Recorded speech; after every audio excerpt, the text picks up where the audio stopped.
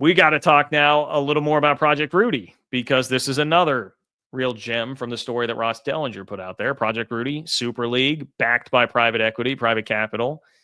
And there was a lot of talk about this. I have said the Big 12 should advocate for this. It now appears they are. Cody Campbell definitely advocates for the principles of the Project Rudy Super League proposal. Cody Campbell, Texas Tech multi-billionaire mega booster, who is, if it ever happens, going to lead this presidential commission on college sports. But also, one thing we need to discuss here is, if you're a Big 12 fan that's been against private equity or private capital, what Ross Dellinger has in this story is going to pin you in the corner of like, okay, you can be against it, but you're going to be playing a totally different sport than everybody else. So let's discuss all of that. He begins this section of the story saying, the divide among the four power leagues is more evident than ever. Latest example was a recent clandestine call that several ACC and Big 12 school presidents and high-ranking athletic administrators held with leaders of a private equity-backed Super League. Okay, so Big 12 presidents and athletic administrators had a call with the private equity-backed Super League. He later, he doesn't specifically mention Project Rudy, but he later links to his article that was written about Project Rudy. So Project Rudy, everybody pools their TV rights together. So no more conference individual TV rights. Everybody pools it together like the NFL into one big TV deal.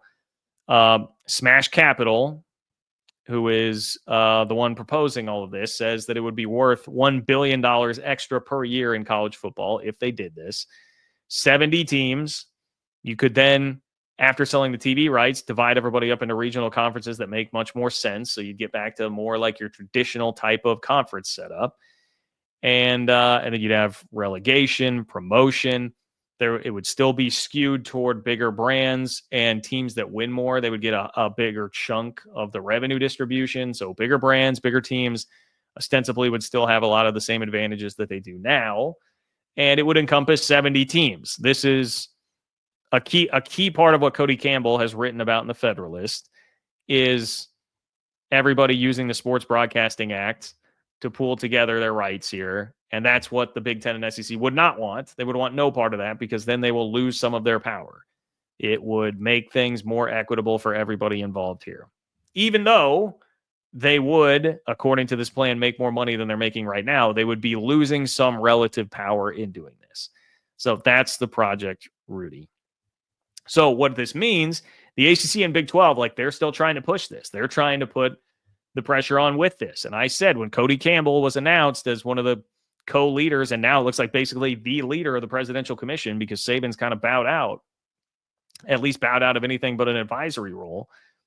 Like, that's, you should be complete. That's what you should be pushing. They should be in every single politician's ear right now about this. Cody Campbell should be texting Trump, tweeting him, Truth Socialing him, whatever it is. He should be doing all that and telling him, like, this is what we need. Go look at this Project Rudy. Go look at this private capital setup. Like, this is what we need. You should be full court press on that. And it seems like the ACC and Big 12 definitely are. The story does say the call was had without the involvement of the commissioners of the ACC and Big 12, which is interesting. And it was the second Big 12 ACC joint meeting since December with those from Smash Capital. So they've had a couple in the last 6 months, couple of meetings in the last 6 months between the ACC, Big 12, and Smash Capital, who is pushing Project Rudy. It is a $9 billion cash infusion that comes from the capital, Smash Capital venture here. Okay. Now, as far as private capital, so that's where right now it seems like most of the talk with Big 12 and ACC over, private equity, private capital would be, hey, put this cash infusion into the Super League. They believe it would just blow up and everybody would make more money. I think I certainly would. Who doesn't? Like, again, I know SEC and Big Ten fans are going to be like, no, we want all the power. We want all this. Who doesn't, for the greater good of college football, want regional conferences? Everybody's still making more money, including 70 teams. So you just preserve like the soul of the game instead of where it is that we're going, which is slowly stripping it away. It is it's just no argument that it's not a better system for the future of college football, for the betterment of the sport overall, and what it is that we all know and love, and what we grew to know and love. Okay.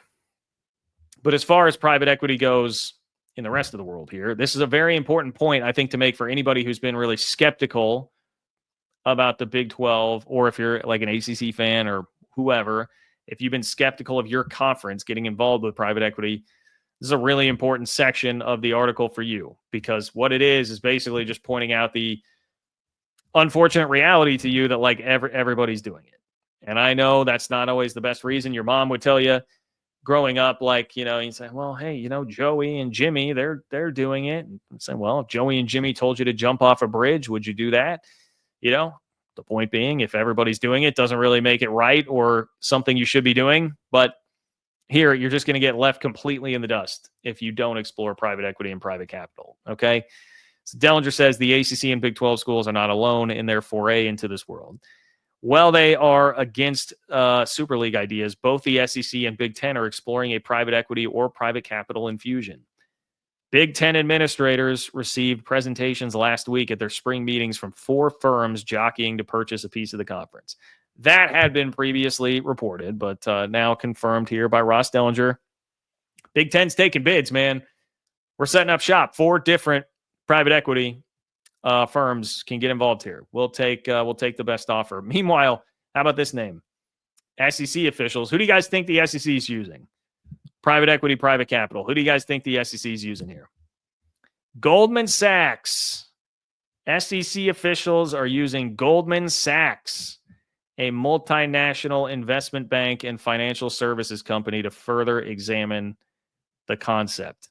And then Dellinger says, even the richest need financial help. Even the richest. Okay, well, you think about the financial advantages that the SEC and Big 10 already have as we are headed into this world of revenue sharing, maybe, and the House settlement, maybe. They've already got this huge edge where their TV contract's going to be like, we're pushing double the payout. Now they're going to get a private capital infusion on top of that to take in some extra money.